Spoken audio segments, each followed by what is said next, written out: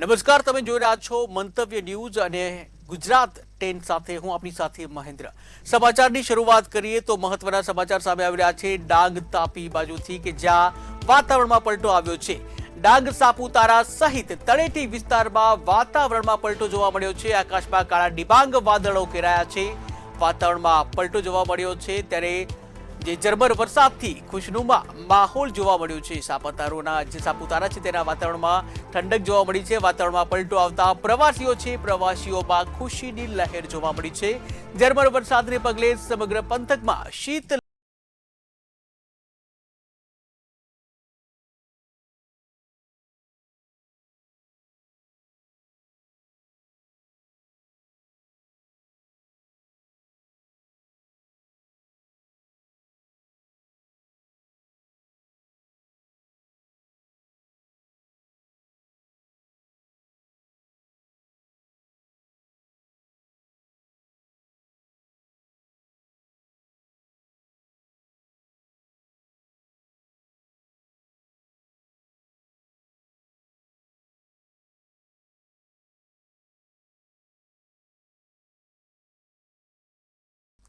તો વલસાડથી મહત્વના સમાચાર સામે આવી રહ્યા છે જ્યાં વલસાડમાં અકસ્માત મામલે આ મહત્વના સમાચાર સામે આવી રહ્યા છે જ્યાં વલસાડમાં જે કપરાડા કુંભઘાટ પર જે અકસ્માતની ઘટના બની હતી આ અકસ્માતની ઘટનાને લઈને મહત્વના સમાચાર। ધારાસભ્ય અને પોલીસના ઉચ્ચ અધિકારીઓ ઘટના સ્થળે પહોંચ્યા હતા ત્યારે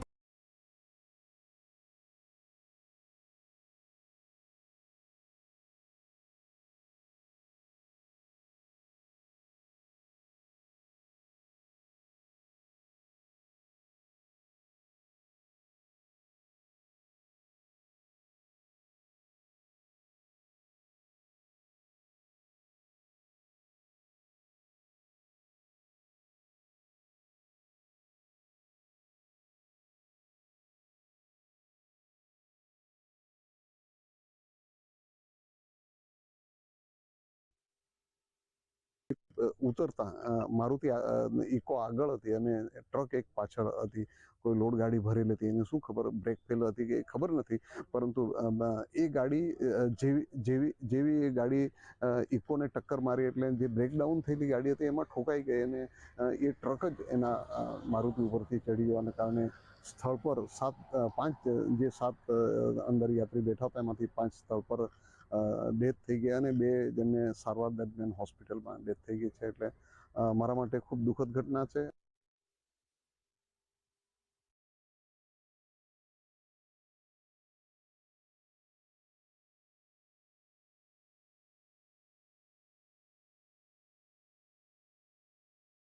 તો અમદાવાદથી મહત્વના સમાચાર સામે આવી રહ્યા છે જે અમદાવાદના લાલ દરવાજા ખાતે ભાજપ દ્વારા વિરોધ પ્રદર્શન કરવામાં આવ્યું છે।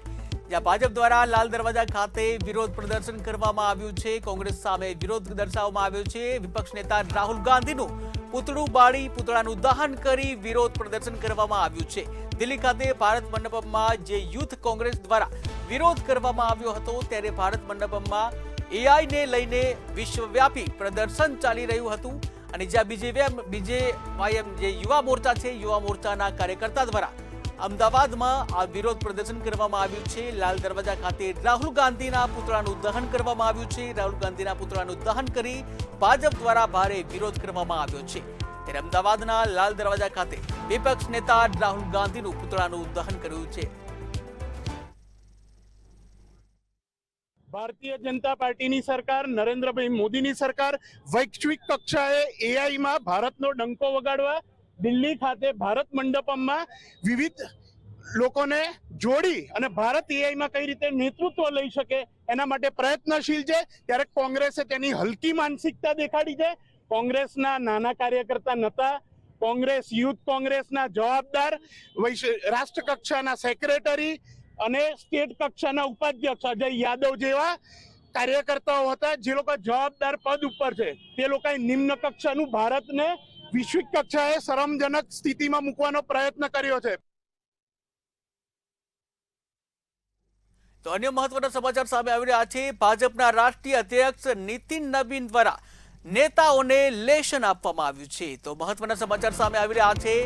જ્યાં ભાજપના રાષ્ટ્રીય અધ્યક્ષ ગુજરાતની મુલાકાતે છે ત્યારે નેતાઓને લેશન આપવામાં આવ્યું છે. જ્યાં યોજાયેલ બેઠકમાં ગુજરાતના નેતાઓને લેશન આપવામાં આવ્યું છે.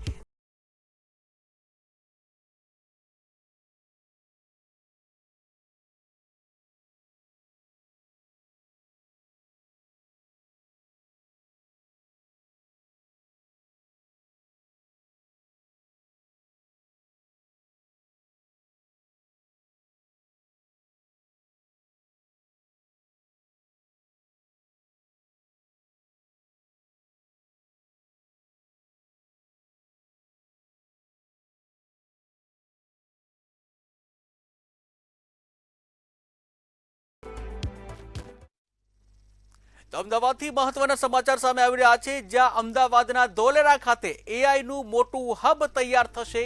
મહત્વના સમાચાર અમદાવાદ ધોલેરાને લઈને કે જ્યાં એઆઈનું સૌથી મોટું હબ વિકસાવવામાં આવશે. ગુજરાત સરકારે એલ&ટી વ્યોમા સાથે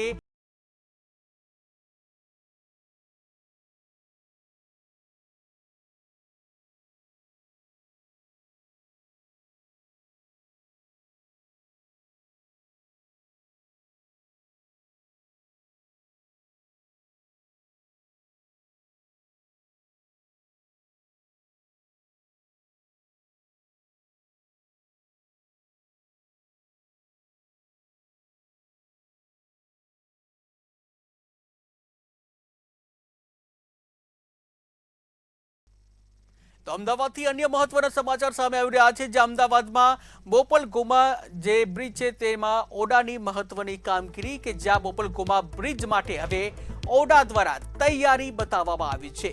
ત્યારે શિલત તરફના ટીપીમાં 45 મીટરનો રોડ હતો અને જ્યાં એગ્રીકલ્ચર ઝોન હોવાથી રોડ બનાવવો શક્ય ન હતો. ત્યારે આ મામલે મહત્વના સમાચાર સામે આવી રહ્યા છે. જ્યાં હવે સરકારે એગ્રીકલ્ચરથી ઝોનમાં ફેરફારની પરવાનગી આપી હતી. ત્યારે 3 થી 4 એકમોમાં બદલાવ કરવામાં આવશે તેવું જણાવવામાં આવ્યું છે. ત્યારે અમદાવાદથી આ મહત્વના સમાચાર સામે આવી રહ્યા છે. જે અમદાવાદમાં બોપલ ગુમા જે બ્રિજ છે તેને લઈને મહત્વના સમાચાર. જે ડીપીનો 45 મીટરનો રોડ હતો તેની કનેક્ટિવિટી શરૂ થઈ શકેલી ન હતી. એ વિસ્તાર ડેવલપમેન્ટ પ્લાન યોજના મુજબ એગ્રીકલ્ચર ઝોનમાં સ્થિત થતો હતો. એગ્રીકલ્ચર ઝોનમાં સ્થિત થતો ટાઉન પ્લાનિંગ સ્કીમ તેમાં અમલમાં મૂકી શકાયેલી ન હતી. જ્યારે બ્રિજનું નિર્માણ કાર્ય પૂર્ણતાના આરે હતું એ સમયગાળામાં ઔડા દ્વારા રાજ્ય સરકારને એગ્રીકલ્ચર ઝોનમાંથી ડેવલપેબલ ઝોનમાં ફેરફાર કરવાની દરખાસ્ત કરેલી હતી.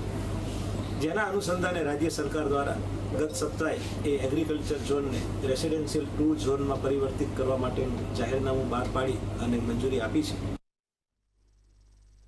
તો નવસારીથી મહત્વના સમાચાર સામે આવી રહ્યા છે. જ્યાં નવસારીમાં સગીરા પર અત્યાચાર ગુજારનાર આરોપીને આખરે ઝડપી પાડવામાં આવ્યો છે.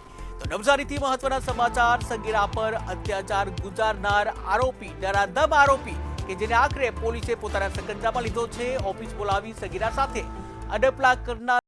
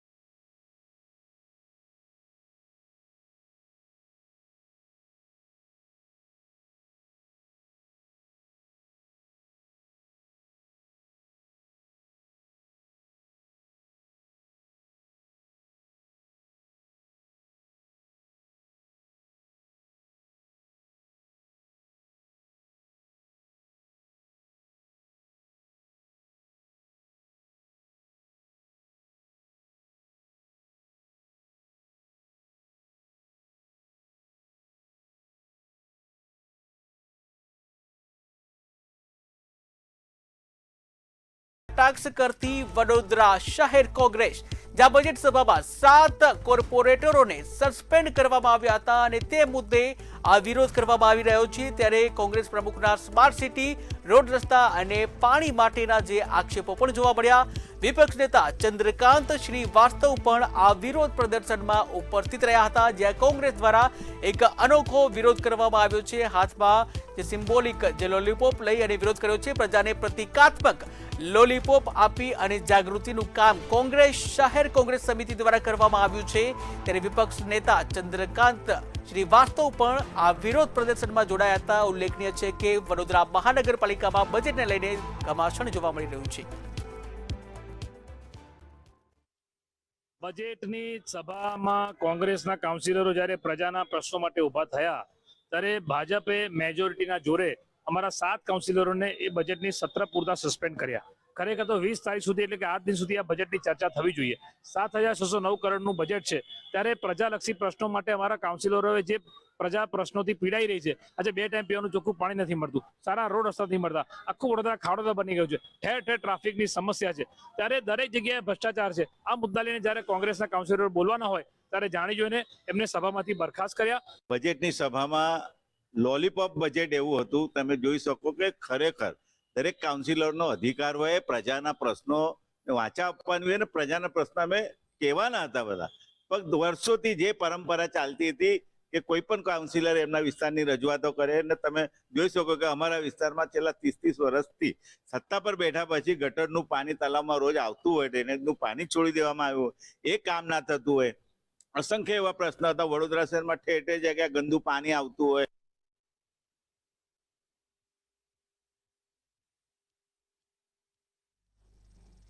તો અમદાવાદ જિલ્લાના સાણંદ ખાતે ભાજપ કાર્યકર્તાઓ દ્વારા કોંગ્રેસ નેતા રાહુલ ગાંધીના નિવેદનના વિરોધમાં પૂતળા દહનનો કાર્યક્રમ યોજ્યો હતો. દિલ્હી ખાતે યોજાયેલા એઆઈ સમિટ દરમિયાન જે દેશ અંગે કરવામાં આવેલી ટિપ્પણીને લઈને ભાજપે કડક પ્રતિક્રિયા વ્યક્ત કરી છે અને તેને દેશ વિરોધી ગણાવી હતી. સાણંદ તાલુકા ભાજપ કાર્યાલય નજીક યોજાયેલા આ કાર્યક્રમમાં કાર્યકર્તા દ્વારા કોંગ્રેસ સામે નારા લગાવી વિરોધ નોંધાવવામાં આવ્યો છે, જ્યાં જિલ્લા યુવા મોરચાના હોદ્દેદારો, તાલુકા ભાજપ પ્રમુખ સહિત મોટી સંખ્યામાં ભાજપના કાર્યકર્તાઓ દ્વારા વિરોધ વ્યક્ત કરાયો.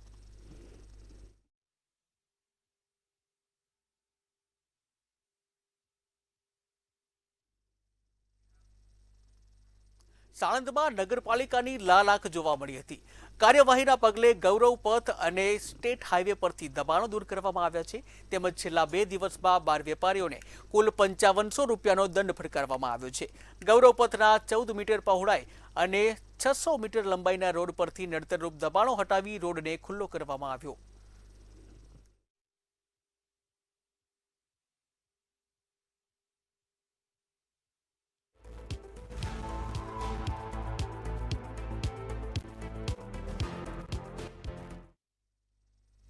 સુરેન્દ્રનગરના પાટડી તાલુકાના જે નગવાડા ગામે આંગણવાડી કેન્દ્રની ભરતીમાં ગેરરીતિઓ થયેલ હોવાથી જે મહિલાઓએ પ્રાંત અધિકારીને આવેદનપત્ર આપી ન્યાયની માંગણી કરી હતી.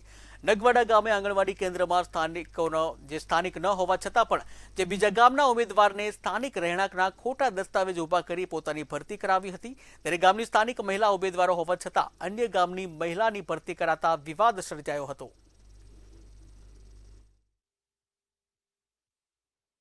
જે આંગણવાડીની જે ભરતી થઈ હતી નગવાડા ગામમાં, તે માટેની જે આંગણવાડીના જે 2 બહેનોને નિમણૂક કરી છે, તેમાં જે રહેણાંક જે ચિંચવાડા ગામના છે એને સ્થળાંતર કરીને રામવડનેસના રહેવાસી, છતાં બી તેમને હે ને અમારા ગામના તલાટી કે સરપંચે રહેણાંકનો દાખલો નથી આપ્યો. તે છતાં પણ એને મામલતદારશ્રીએ રહેણાંકનો દાખલો નીકાળી આપ્યો છે અને ભરતી ગેરરીતિથી કરવામાં આવી છે. આંગણવાડી નાનપુરા ઘટક 1માં ભરતી બહાર પડેલી, એના ભરતીના બહાર પડી એટલે મારી વહુએ, અમારા દીકરાની વહુએ આરતીબેન અજીતભાઈ જરૂરિયા એમને ફોર્મ ભરેલું અને ગોપીબેન અક્ષયકુમાર રાઠોડે ખોટા ભાડા કરાર કરી અને પહેલા કર્મે નામ જાહેર કરેલું અને એને ભરતીમાં સામેલ કરી અને અમારી વહુનું નામ બીજા નંબર આવ્યો. અમદાવાદ મ્યુનિસિપલ કોર્પોરેશન દ્વારા વર્ષ 2026-27 માટેનું બજેટ રજૂ કરવામાં આવ્યું હતું. આ બજેટ રૂપિયા 18,518 કરોડ જાહેર કરવામાં આવ્યું હતું અને જે બજેટ પર કોર્પોરેશન ખાતે પક્ષ વિપક્ષ અને કોર્પોરેશન મેયર અધ્યક્ષતામાં ચર્ચા કરવામાં આવી હતી। આ બજેટમાં વિપક્ષે આક્ષેપ કરતા કહ્યું કે બજેટ જાહેર કરવામાં આવે છે પરંતુ તે બાદના જે હિસાબો કે માહિતી આપવામાં આવતી નથી।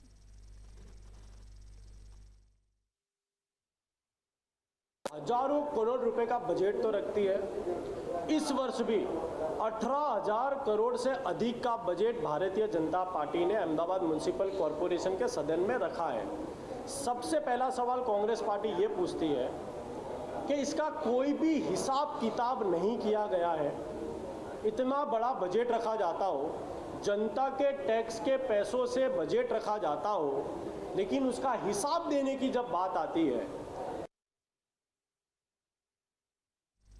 અમદાવાદના ગોમા શિલજ પર બ્રિજને સરકાર તરફથી હવે મંજૂરી મળી ગઈ છે। આ બ્રિજને એક છેડા તરફ એગ્રીકલ્ચર ઝોન હોવાથી રસ્તો ખુલ્લો ન હતો અને જેના લીધે બ્રિજનો ઉપયોગ શરૂ થઈ શકે તેમ ન હતો। ત્યારે ઓડાએ સરકાર પાસેથી આરટીપીમાં ફેરફાર અને એગ્રીકલ્ચર ઝોન હટાવવાની રજૂઆત કરી હતી, જે બાદ રાજ્ય સરકારે રેસિડેન્શિયલ ઝોન 2 માટેની મંજૂરી આપી છે।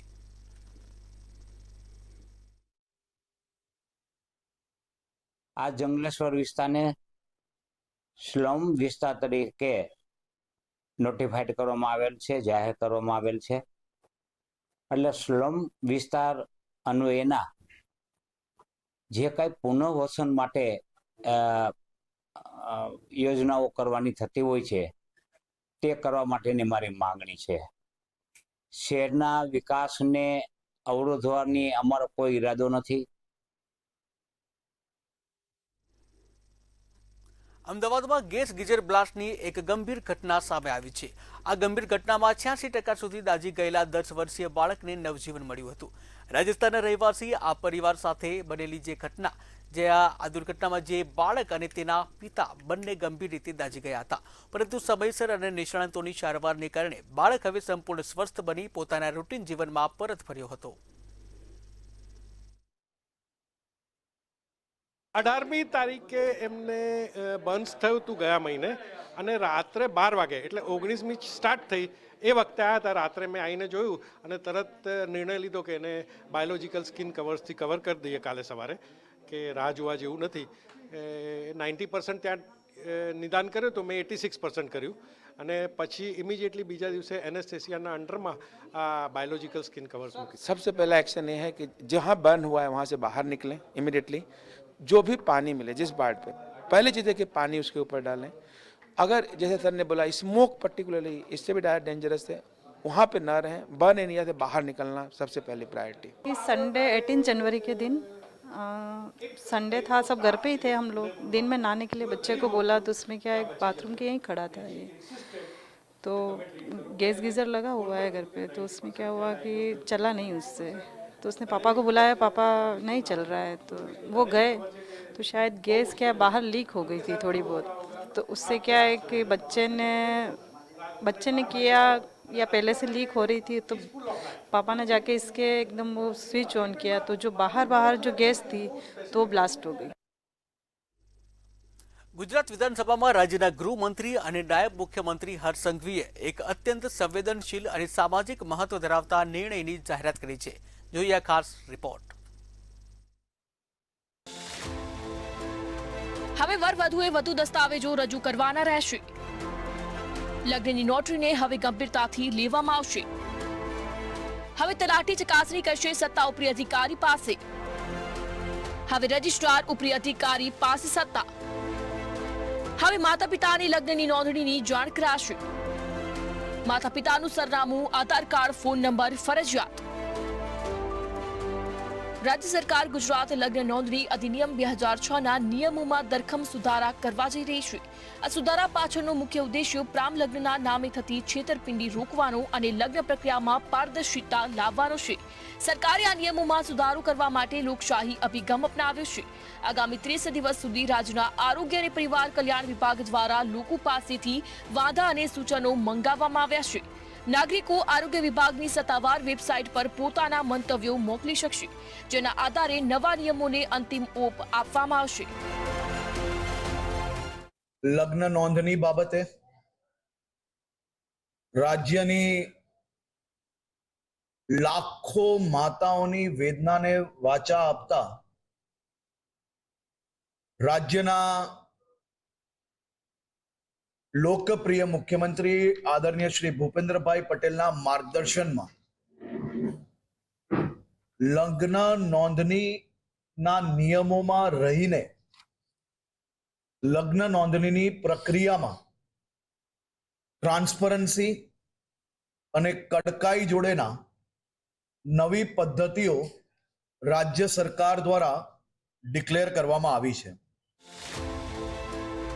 ગુજરાતમાં છેલ્લા ઘણા સમયથી દીકરીઓના પ્રેમ લગ્ન અને ત્યારબાદ પરિવારોમાં સર્જાતી પીડા અંગે સામાજિક આંદોલનો ચાલી રહ્યા હતા.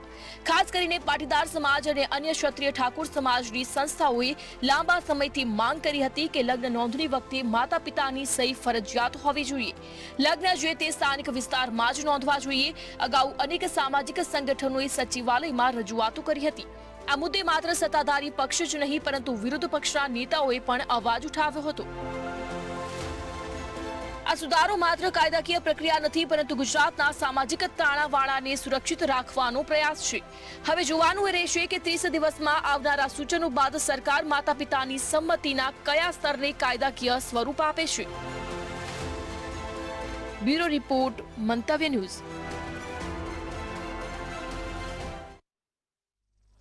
તો ગુજરાત એ ટેન્સમાં હાલ બસ આટલું જ. વધુ સમાચાર માટે જોતા રહો મંતવ્ય ન્યૂઝ. નમસ્કાર.